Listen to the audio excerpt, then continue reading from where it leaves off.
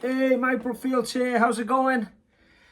Week 6 roundup. I think it's week 6, isn't it? Yep. This week we did Blues in B. Blues in B, a favourite amongst blues rock musicians, I think. You'll always find that in a blues rock person's catalogue, there's a really good Blues in B. So it was this one, wasn't it, that we did?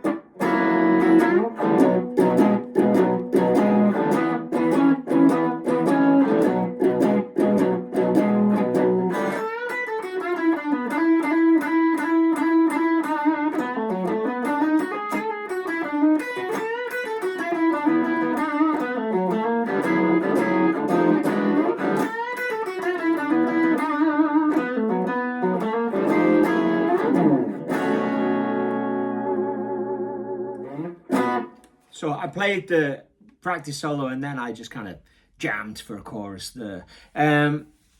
So that's what you're kind of aiming to do with these things, is you're aiming to be able to play them on your own. That's why you're hitting the chords.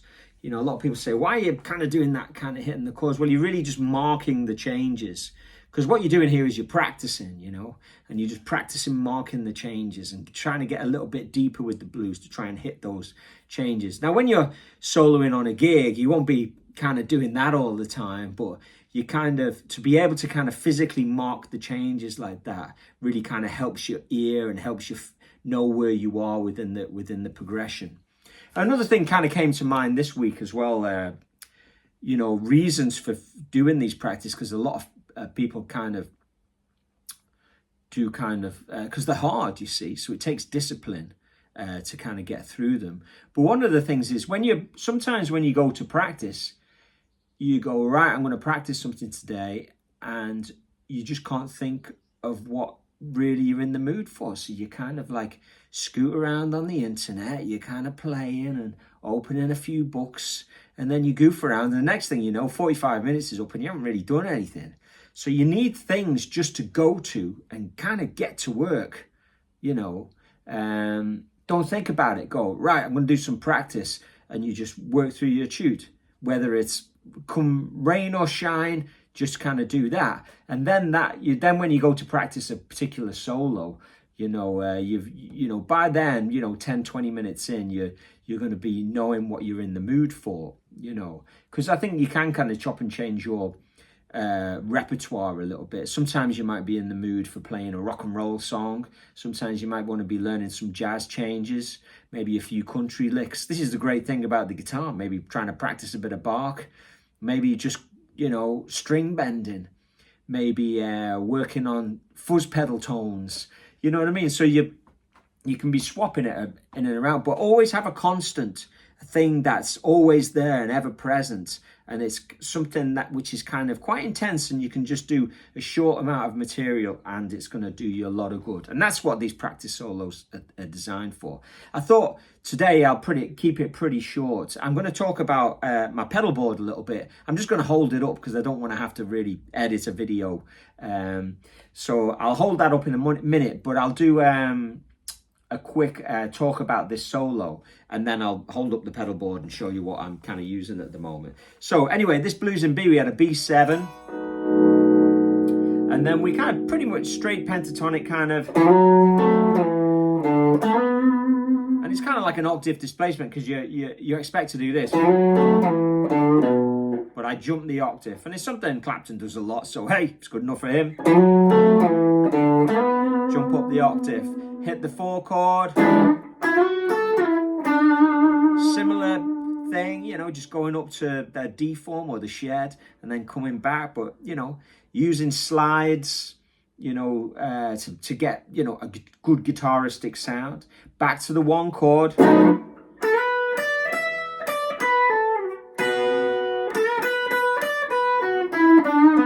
So there's a few things in there which are so classic blues, you know. So you're going into the root. So that's in that little blues box there, you know, the D form, or the shed as I kind of call it. And then you do this classic thing where you pull off from the root to the flat 7 and slide back to the 5th of B. Now, B.B. King did that, and everybody all the way through to the kind of like the more modern guys like Kenny Wayne Shepherd, you will just see them do it literally on nearly every solo.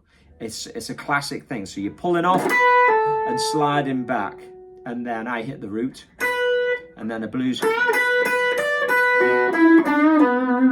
and just missing out notes from the pentatonic to create.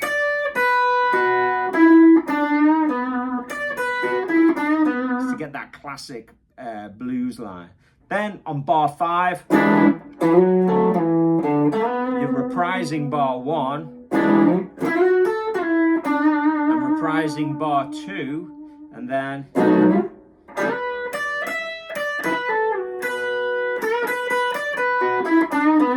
reprising bars 3 and 4. So once you've learnt the first 4 bars, you've learnt the first 8 bars. Now you'll only know that if you were practicing it. And then you've got the F sharp 7. And I'm obviously using the chord shape there, using the C form of a F sharp 7. Slide into the root, bend in the 3rd, going back to the root.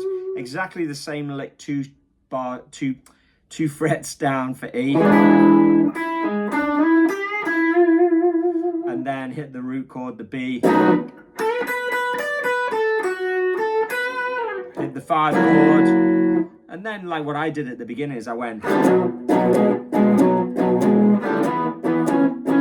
doing a full-on, you know, rocking blues. And then, you know, see if you can keep the progression and the form going while you're playing licks and playing the chords, you know. So.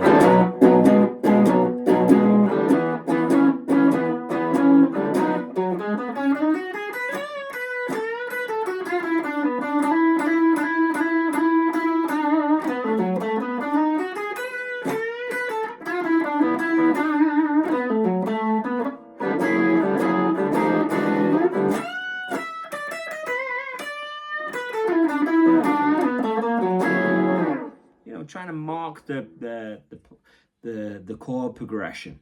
So it's too much fun. I could happily sit there for an hour and just be doing that non-stop. It's just too much fun. So that was the week 6 etude. You know, it's obviously up there on Patreon, and I'm putting some of them up on YouTube, and I might put this wrap up on YouTube. But obviously, head over to Patreon if you're interested in more details on this kind of stuff. Okay, my pedal board, because I know that's really what you really want. That's why you're hanging around. Okay, so I just need to. I'm going to flip the amp off. I basically have 4 amps at the moment. I have a PV Mini Colossal 5 watt. JSX. It's like, you know, I think they were originally like a Joe Satriani or something, but it's basically just a champ, like a Fender champ, you know, and it's perfect for home use or, you know, studio use. And then I just have it going into the pedal board. So this is my fancy pedal board. Sometimes I have a different pedal board I just plug in for teaching, but this is what I've been having underneath the at the moment. Bit grubby from the gigs and stuff, but it's you know, that's been like that for about 6 months now, I suppose.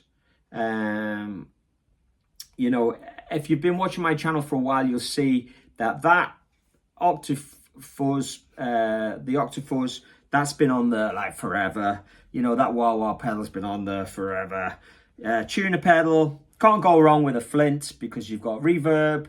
Because the amp that I'm using doesn't have reverb, and you know, it's kind of nice to have that obviously there. And then I've got a tremolo. I'll tell you a little story about my reverb thing in a minute, actually. The Halo, which I got maybe a year ago, yeah, about just over a year ago, because it was a year last March I got that.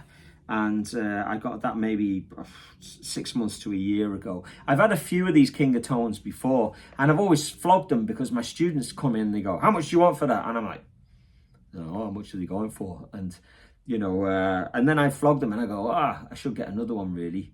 And then you know, I think I had to wait 4 years for that one. I got it off Analog Man, yeah, but it's great. You know, a lot of the time I use a Friedman Golden Pearl. That's what I kind of normally use, but this is what's under the table. And this is what I'd take to gigs, because I've got pretty much everything I need there, because I've got wah-wah, need a wah-wah. You need a fuzz, and I use that as a boost. I pretty much have this one all the time on if I'm rocking out, and then I could use this side as a boost. So I either use the fuzz as a boost if I want it heavy, or I'll use the other side of the Analog Man King of Tone if I want to boost. And then I've got the Vibe there, so that's a super cool Vibe. And you know, the Vibe machine, that's brilliant for Hendrix. So it's very much like a Hendrix style board, isn't it? It's got all of those tones, you know. It's nice to have reverb, right, on the floor, on a pedal a lot of the time, because when you have it on an amp, sometimes it just goes wrong, you know. I was doing a BBC TV thing about 20 years ago, and we did the rehearsal, and it was going out live, and we did the rehearsal and it was all fine, and nobody actually told me there was going to be dancers on the stage. And then when we did the live show, the dancers came out and they were all jumping, but the platform was really springy, and I had like a Fender Twin with reverb on it, and it was just going as I was going, oh God, you know, this could have been amazing, you know what I mean? But you know, that's a good reason. Sometimes you have springy stages, you know what I mean? So if your reverb is in a pedal, it kind of saves that trouble a lot. So anyway, week 6, have fun with that. Keep it burning. Check out the Patreon, and I'll speak to you soon.